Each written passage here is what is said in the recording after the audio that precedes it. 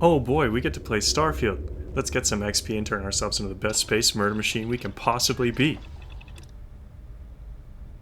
Oh god, you can't be serious. Surely it'll reward some XP. Oh no. Maybe that was just a mistake. Let's try that again.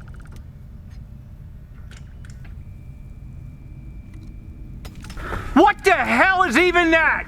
Bro, are you serious? At this rate, we'll build enough adaptive frames to build a 1-to-1 scale model of the entire fucking universe.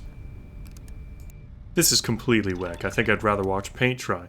Maybe we can go genocide a random species on a different planet. Oh look, it's a happy little family of green creatures. Oh god. This is just kind of sad, the way they flop like that. Well, I think I see the rest of the family. We can't leave them to grieve now, can we?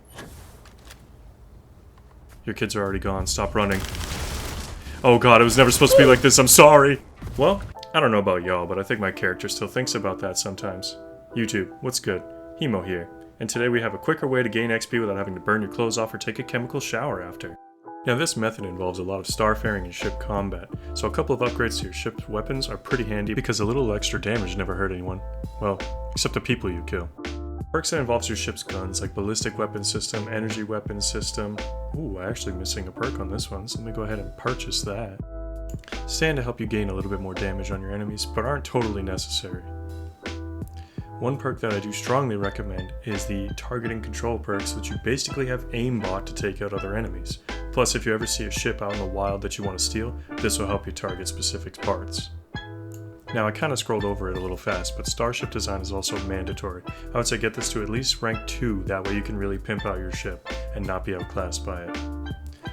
Again, the other perks here are good, but not necessary depending on your configuration, and the one that I'll show you in a little bit here will kind of just be a catch-all really, and I've never had an issue farming with it. Starship design, mandatory. Second mandatory perk is for sure piloting. It is arguably more important in starship design because this means that you will never be outclassed by your own ship.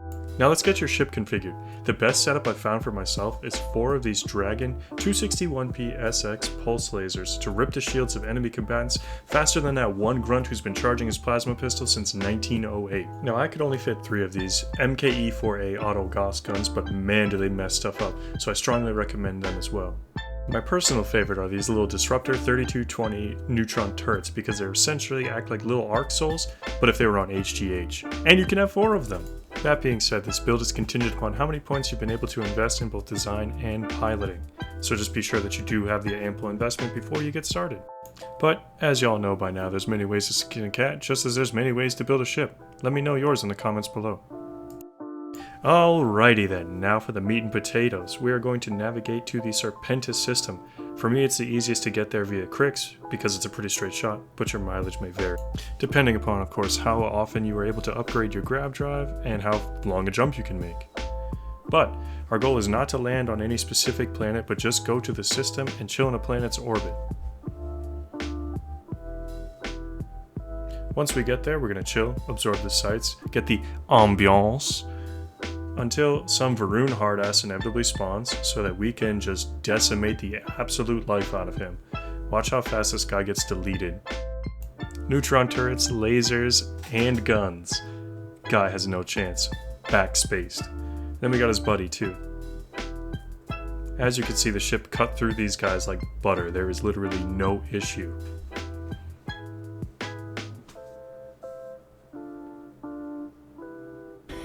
Yeah, boy. Honestly, I kinda fly like a bot and face tank all the damage because that's my idea of dodging. You'll probably look cooler when you do it and do it more efficiently than me, but it's worth mentioning that ships at this point will drop ship parts that you can use to sustain your stuff in the event that you take as much damage as I do. And now, it's time to rinse and repeat. We're gonna pull up our star map, pick a planet for its personality, and just fly straight there. And then we'll chill in orbit, and sometimes you'll encounter some random dude out in the middle of nowhere that has no business being in a system that's so dangerous.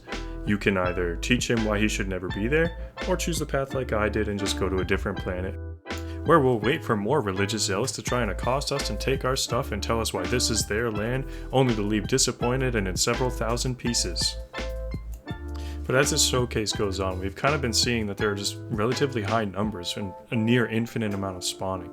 No matter how many times I did this, I always found more enemies to kill depending on which planet I traveled to, and hell, even any of them. The only time I ever saw a civilian was that one that I pointed out in this video. I just wanted to show that was a possibility, but I've never run into an area where I couldn't find at least one enemy. And in the event that you do, just kind of hang out for a couple of seconds, nobody spawns, go to a new planet, no skin off your nose, and then you can start killing more people. As you've probably seen by now, the XP numbers are pretty high, proving that this is probably the most efficient way to farm for XP. Yeah, it may take you a while, but that's just kind of the way the game is. That being said, I just pop on a podcast anytime I find that I need a skill point or level up. I'll just listen to that podcast and just blast away at these zealots. It's fun, it's way more engaging than farming adaptive frames, and more importantly, it doesn't take any of your resources, no ammo, no nothing, and you can even sustain it with the ship parts that you loot off of the ships. And you'll most likely be better at flying than I am, so you might not even need them. But with that, folks, I think it about does it for me. I know I'm a little late to the party, but I promised y'all a video that wasn't adaptive frame farming for some XP, and here you are. How are we feeling about Starfield? Do we want to see more of it? Let me know. I'm always open to comments. I try to read every single one that I can. Thanks for watching, guys.